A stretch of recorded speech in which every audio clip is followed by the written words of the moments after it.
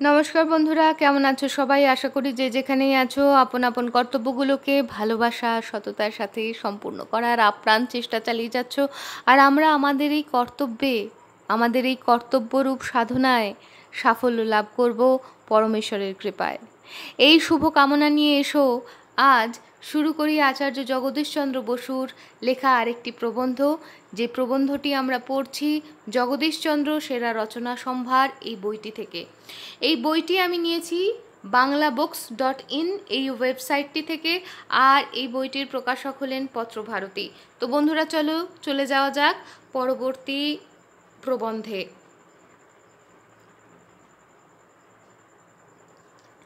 ভাগীরথীর উৎস সন্ধানে আজকের প্রবন্ধের নাম এটি। তাহলে এসো শুরু করা যাক ভাগীরথীর উৎস সন্ধানে। আমাদের বাড়ির নিম্নেই গঙ্গা প্রবাহিত। বাল্যকাল হইতেই নদীর সহিত আমার সখ্য জন্মিয়াছিল। বৎসরের এক সময়ে কুল প্লাবন করিয়া জলস্রোত বহু দূর পর্যন্ত বিস্তৃত হইত, আবার হেমন্তের শেষে ক্ষীণ কলেবর ধারণ করিত। প্রতিদিন জোয়ার ভাটায় বাড়ি প্রবাহের পরিবর্তন লক্ষ্য করিতাম। নদীকে আমার একটি গতি পরিবর্তনশীল জীব বলিয়া মনে হইত। সন্ধ্যা হইলেই একাকী নদী তীরে আসিয়া বসিতাম। ছোট ছোট তরঙ্গগুলি তীরভূমিতে আছড়াইয়া পড়িয়া কুলুকুলু গীত গাহিয়া অবিশ্রান্ত চলিয়া যাইত। যখন অন্ধকার গাঢ়তর হইয়া আসিত এবং বাহিরের কোলাহল একে একে নীরব হইয়া যাইত, তখন নদীর সেই কুলুকুলু ধ্বনির মধ্যে কত কথাই শুনিতে পাইতাম। কখনো মনে হইত এই যে অজস্র জলধারা প্রতিদিন চলিয়া যাইতেছে, ইহা তো কখনো ফিরে না। তবে এই অনন্ত স্রোত কোথা হইতে আসিতেছে? ইহার কি শেষ নাই? নদীকে জিজ্ঞাসা করিতাম, তুমি কোথা হইতে আসিতেছ? নদী উত্তর করিত, মহাদেবের জটা হইতে। তখন ভগীরথের গঙ্গা আনয়ন বৃত্তান্ত স্মৃতিপথে উদিত হইত। তাহার পর বড় হইয়া নদীর উৎপত্তি সম্বন্ধে অনেক ব্যাখ্যা শুনিয়াছি, কিন্তু যখনই শ্রান্ত মনে নদী তীরে বসিয়াছি, তখনই সেই চিরাভ্যস্ত কুলুকুলু ধ্বনির মধ্যে সেই পূর্ব কথা শুনিতাম, মহাদেবের জটা হইতে। একবার এই নদী তীরে আমার এক প্রিয়জনের পার্থিব অবশেষ চিতানলে ভস্মীভূত হইতে দেখিলাম। আমার সেই আজন্ম পরিচিত বাৎসল্যের বাস মন্দির সহসা শূন্যে পরিণত হইল। সেই স্নেহের এক গভীর বিশাল প্রবাহ কোন অজ্ঞাত ও অজ্ঞেয় দেশে বহিয়া চলিয়া গেল। যে যায় সে তো আর ফিরে না, তবে কি সে অনন্তকালের জন্য লুপ্ত হয়? মৃত্যুতেই কি জীবনের পরিসমাপ্তি? যে যায় সে কোথা যায়? আমার প্রিয়জন আজ কোথায়? তখন নদীর কলধ্বনির মধ্যে শুনিতে পাইলাম, মহাদেবের পদতলে। চতুর্দিক অন্ধকার হইয়া আসিয়াছিল। কুলুকুলু শব্দের মধ্যে শুনিতে পাইলাম, আমরা যথা হইতে আসি আবার তথায় ফিরিয়া যাই। দীর্ঘ প্রবাহের পর উৎসে মিলিত হইতে যাইতেছি। জিজ্ঞাসা করিলাম, কোথা হইতে আসিয়াছ নদী? নদী সেই পুরাতন স্বরে উত্তর করিল, মহাদেবের জটা হইতে। একদিন আমি বলিলাম, নদী, আজ বহুকাল অবধি তোমার সহিত আমার সখ্য। পুরাতনের মধ্যে কেবল তুমি। বাল্যকাল হইতে এ পর্যন্ত তুমি আমার জীবন বেষ্টন করিয়া আছো, আমার জীবনের এক অংশ হইয়া গিয়াছ। তুমি কোথা হইতে আসিয়াছ জানি না। আমি তোমার প্রবাহ অবলম্বন করিয়া তোমার উৎপত্তি স্থান দেখিয়া আসিব।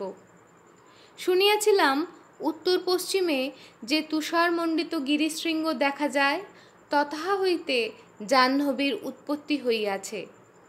আমি সেই শৃঙ্গ লক্ষ্য করিয়া বহু গ্রাম, জনপদ ও বিজন অতিক্রম করিয়া চলিতে লাগিলাম। যাইতে যাইতে কুর্মাচল নামক পুরাণ প্রথিত দেশে উপস্থিত হইলাম। তথা হইতে সরজু নদীর উৎপত্তি স্থান দর্শন করিয়া দানবপুরে আসিলাম। তাহার পর পুনরায় বহুল গিরিবহন লঙ্ঘনপূর্বক উত্তরাভিমুখে অগ্রসর হইলাম। একদিন অতীব বন্ধুর পার্বত্য পথে চলিতে চলিতে পরিশ্রান্ত হইয়া বসিয়া পড়িলাম। আমার চতুর্দিকে পর্বতমালা, তাহার পার্শ্বদেশে নিবিড় অরণ্যানী, এক অব্রভেদী শৃঙ্গ তাহার বিরাট দেহ দ্বারা পশ্চাতের দৃশ্য অন্তরাল করিয়া সম্মুখে দণ্ডায়মান। আমার পথপ্রদর্শক বলিল, এই শৃঙ্গে উঠিলেই তোমার অভীষ্ট সিদ্ধ হইবে। নিম্নে যে রজতসূত্রের ন্যায় রেখা দেখা যাইতেছে, উহাই বহু দেশ অতিক্রম করিয়া তোমাদের দেশে অতি বেগবতী কুলপ্লাবিনী স্রোতস্বতী মূর্তি ধারণ করিয়াছে। সম্মুখস্থ শিখরে আরোহণ করিলেই দেখিতে পাইবে এই সূক্ষ্ম সূত্রের আরম্ভ কোথায়। এই কথা শুনিয়া আমি সমুদয় পথশ্রম বিস্তৃত হইয়া নব উদ্যমে পর্বতে আরোহণ করিতে লাগিলাম। আমার পথপ্রদর্শক হঠাৎ বলিয়া উঠিল, সম্মুখে দেখো, জয় নন্দা দেবী, জয় ত্রিশূল। কিয়ৎক্ষণ পূর্বে পর্বতমালা আমার দৃষ্টি অবরোধ করিয়াছিল। এখন উচ্চতর শৃঙ্গে আরোহণ করিবা মাত্র আমার সম্মুখের আবরণ অপসৃত হইল। দেখিলাম অনন্ত প্রসারিত নীল নভমণ্ডল। সেই নিবিড় নীল স্তর ভেদ করিয়া দুই শুভ্র তুষার মূর্তি শূন্যে উত্থিত হইয়াছে। একটি গরীয়সী রমণীর ন্যায় মনে হইল, যেন আমার দিকে সস্নেহ প্রশান্ত দৃষ্টিতে চাহিয়া রহিয়াছেন। যাহার বিশাল বক্ষে বহু জীব আশ্রয় ও বৃদ্ধি পাইতেছে। এই মূর্তি সেই মাতৃরূপিণী ধরিত্রীর বলিয়া চিনিলাম। ইহার অনতি দূরে মহাদেবের ত্রিশূল স্থাপিত। এই ত্রিশূল পাতাল গর্ভ হইতে উত্থিত হইয়া মেদিনী বিদারণপূর্বক শানিত অগ্রভাগ দ্বারা আকাশ বিদ্ধ করিতেছে। ত্রিভুবন এই মহাস্ত্রে গ্রথিত। এই রূপে পরস্পরের পার্শ্বে সৃষ্ট জগৎ ও সৃষ্টিকর্তার হস্তের আয়ুধ সাকার রূপে দর্শন করিলাম। এই ত্রিশূল যে স্থিতি ও প্রলয়ের চিহ্নরূপী তাহা পরে বুঝিলাম। আমার পথপ্রদর্শক বলিল, সম্মুখে এখনও দীর্ঘ পথ রহিয়াছে, উহা অতীব দুর্গম। 2 দিন চলিলে পর তুষার নদী দেখিতে পাইবে। সেই 2 দিন বহু বন ও গিরিসংকট অতিক্রম করিয়া অবশেষে তুষার ক্ষেত্রে উপনীত হইলাম। নদীর ধবল সূত্রটি সূক্ষ্ম হইতে সূক্ষ্মতর হইয়া এ পর্যন্ত আসিয়াছিল। কল্লোলিনীর মৃদু গীত একদিন কর্ণে ধ্বনিত হইতেছিল। সহসা যেন কোন ঐন্দ্রজালিকের মন্ত্রপ্রভাবে সে গীত নীরব হইল।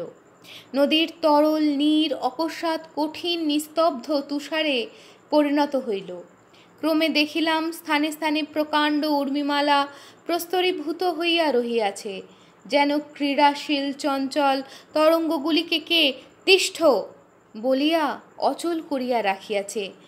কোন মহাশিল্পী যেন সমগ্র বিশ্বের স্ফটিকখানি নিঃশেষ করিয়া এই বিশাল ক্ষেত্রে সংক্ষুব্ধ সমুদ্রের মূর্তি রচনা করিয়া গিয়াছেন। 2 দিকে উচ্চ পর্বতশ্রেণী, বহু দূর প্রসারিত সেই পর্বতের পাদমূল হইতে উত্তুঙ্গ ভৃগদেশ পর্যন্ত উন্নত বৃক্ষ নিরন্তর পুষ্পবৃষ্টি করিতেছে। শিখর তুষার নিঃসৃত জলধারা বঙ্কিম গতিতে নিম্নস্থ উপত্যকায় পতিত হইতেছে। সম্মুখে নন্দাদেবী ও ত্রিশূল এখন আর স্পষ্ট দেখা যাইতেছে না। মধ্যে ঘন কুজ্ঝটিকা, এই জবনিকা অতিক্রম করিলেই দৃষ্টি অবারিত হইবে। তুষার নদীর উপর দিয়া ঊর্ধ্বে আরোহণ করিতে লাগিলাম। এই নদী ধবলগিরির উচ্চতম শৃঙ্গ হইতে আসিতেছে। আসিবার সময় পর্বতদেহ ভগ্ন করিয়া প্রস্তর স্তূপ বহন করিয়া আনিতেছে। এই প্রস্তর স্তূপ ইতস্তত বিক্ষিপ্ত রহিয়াছে। অতি দূরারোহ স্তূপ হইতে স্তূপান্তরে অগ্রসর হইতে লাগিলাম। যত ঊর্ধ্বে উঠিতেছি বায়ুস্তর ততই ক্ষীণতর হইতেছে। সেই ক্ষীণ বায়ু দেবধূপের সৌরভে পরিপূর্ণ। ক্রমে শ্বাস প্রশ্বাস কষ্টসাধ্য হইয়া উঠিল, শরীর অবসন্ন হইয়া আসিল। অবশেষে হতচেতন প্রায় হইয়া নন্দাদেবীর পদতলে পতিত হইলাম।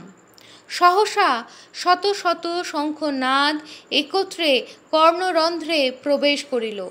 অর্ধোন্মীলিত নেত্রে দেখিলাম সমগ্র পর্বত ও বনস্থলীতে পূজার আয়োজন হইয়াছে।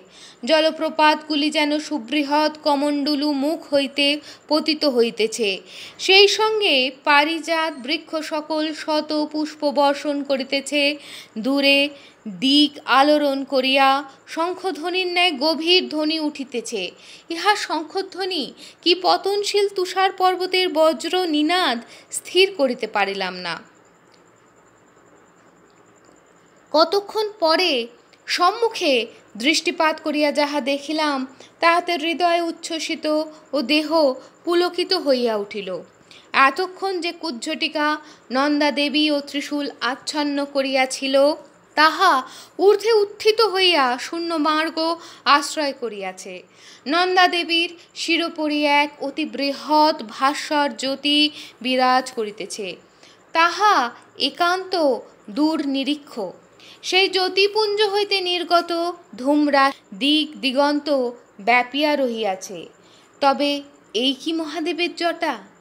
এই জটা পৃথিবী রূপিণী নন্দাদেবীকে চন্দ্রাতপের ন্যায় আবরণ করিয়া রাখিয়াছে। এই জটা হইতে হীরককণার তুল্য তুষার কণাগুলি নন্দাদেবীর মস্তকে উজ্জ্বল মুকুট পরাইয়া দিয়াছে। এই কঠিন হীরককণা ত্রিশূলাগ্র শানিত করিতেছে। শিব ও রুদ্র, রক্ষক ও সংহারক। এখন ইহার অর্থ বুঝিতে পারিলাম। মানসচক্ষে উৎস হইতে বারিকণার সাগরোদ্দেশে যাত্রা ও পুনরায় উৎসে প্রত্যাবর্তন স্পষ্ট দেখিতে পাইলাম। এই মহাচক্র প্রবাহিত স্রোতে সৃষ্টি ও প্রলয় রূপ পরস্পরের পার্শ্বে স্থাপিত দেখিলাম। সম্মুখে আকাশ ভেদী যে পর্বত শ্রেণী দেখিতেছি, হিমানুরূপ বারিকণা উহাদের শরীরাভ্যন্তরে প্রবেশ করিতেছে। প্রবেশ করিয়া মহাবিক্রমে উহাদের দেহ বিদীর্ণ করিতেছে। চ্যুত শিখর বজ্রনিনাদে নিম্নে পতিত হইতেছে। বারিকণারাই নিম্নে শুভ্র তুষার শয্যা রচনা করিয়া রাখিয়াছে। ভগ্ন শৈল এই তুষার শয্যায় শায়িত হইল। তখন কণাগুলি একে অন্যকে ডাকিয়া বলিল, আইসো, আমরা ইহার অস্থি দিয়া পৃথিবীর দেহ নূতন করিয়া নির্মাণ করি।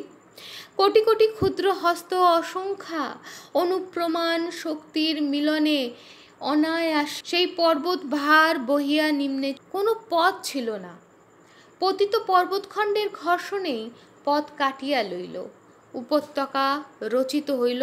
পর্বতগাত্রে ঘর্ষিত হইতে হইতে উপলস্তূপ চূর্ণীকৃত হইল।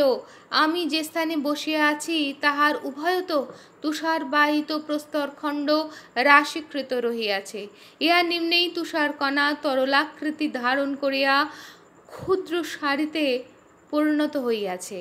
এই শরীর পর্বতের অস্থিচূর্ণ বহন করিয়া গিরিদেশে অতিবর্তন করিয়া বহুল সমৃদ্ধ নগর ও জলপদের মধ্যে দিয়া সাগরোদ্দেশ প্রবাহিত হইতেছে। পথে এক স্থানে উভয় কুলস্থ দেশ মরুভূমি প্রায় হইয়াছিল। নদীর তট উল্লঙ্ঘন করিয়া দেশ প্লাবিত করিল।